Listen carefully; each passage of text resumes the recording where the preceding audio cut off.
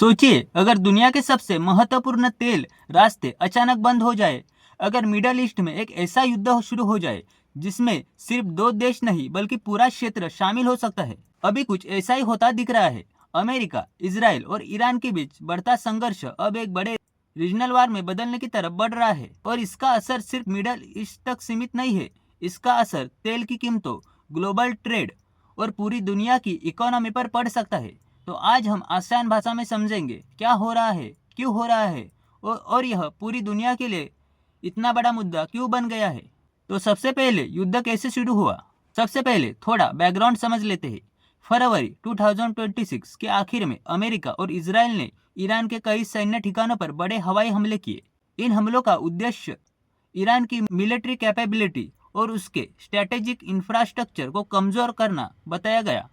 इसके जवाब में ईरान ने भी कई तरह की जवाबी कार्रवाई शुरू कर दी। मिसाइल, ड्रोन हमले और क्षेत्र में मौजूद अमेरिका ठिकानों को निशाना बनाना। यही से यह संघर्ष सिर्फ तेजी से बढ़ना शुरू हुआ। हाल की सबसे बड़ी घटनाएं।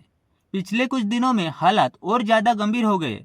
रिपोर्ट के अनुसार अमेरिका फोर्सेस ने ईरान के खार्ग आइसलैंड के पास सैन्य टारगेट पर हमला किया।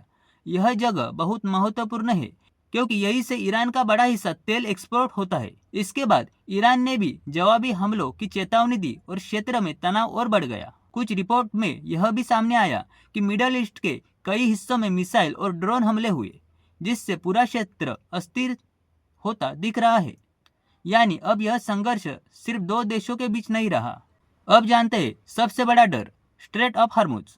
अब बात करते हैं उस जगह के जिसने दुनिया को सबसे ज्यादा चिंतित कर दिया है। वह है स्ट्रेट ऑफ हॉर्मुज। यह दुनिया के सबसे महत्वपूर्ण समुद्री रास्तों में से एक है। दुनिया के लगभग 20% तेल की सप्लाई इसी रास्ते से गुजरती है। लेकिन अब जहाजों पर हमले हुए, कई शिपिंग रूट्स प्रभावित हुए और कुछ समय के लिए समुद्री ट्रैफिक भी गंभीर रूप से बाधित हुआ। यही कारण है कि पूरी दुनिया इस क्षेत्र पर नजर रखे हुए है। अब जानते हैं तेल और ग्लोबल इकोनॉमी पर असर। इस संघर्ष का सबसे बड़ा असर एनर्जी मार्केट पर दिखाई दे रहा है, क्योंकि अगर यह रास्ता बाधित होता है तो तेल की सप्लाई कम हो सकती है, कीमतें बढ़ सकती है और ग्लोबल इकोनॉमी पर दबाव बढ़ सकता है। इसी वजह से कई देशों और अंतर्राष्ट्रीय संगठनों ने चिंता जताई है और स्थिति को शांत करने की अपील की है। क्या यह बड़ा क्षेत्रीय युद्ध बन सकता है? सबसे बड़ा सवाल यही है, क्योंकि मिडल ईस्ट में कई ऐसे देश हैं जिनके अपने अपने अलायंसेस और टेंशन है। अगर यह संघर्ष और फैलता है तो इसमें शामिल हो सकते हैं खाड़ी देश, इराक, लेबनान और कई रीजनल मिलिटीज। यही वजह है कि कई एनालिटिक्स इससे रीजनल एस्केलेशन का खतरा बता रहे हैं।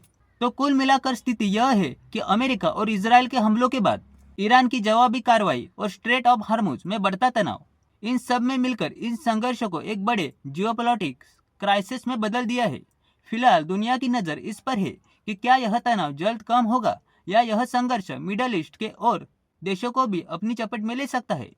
आप हमें कमेंट करके जरूर बताएं और ऐसे ही geopolitics, trending, news and update जानने के लिए हमें सब्सक्राइब करें, लाइक करें और सपोर्ट करें। धन्यवाद।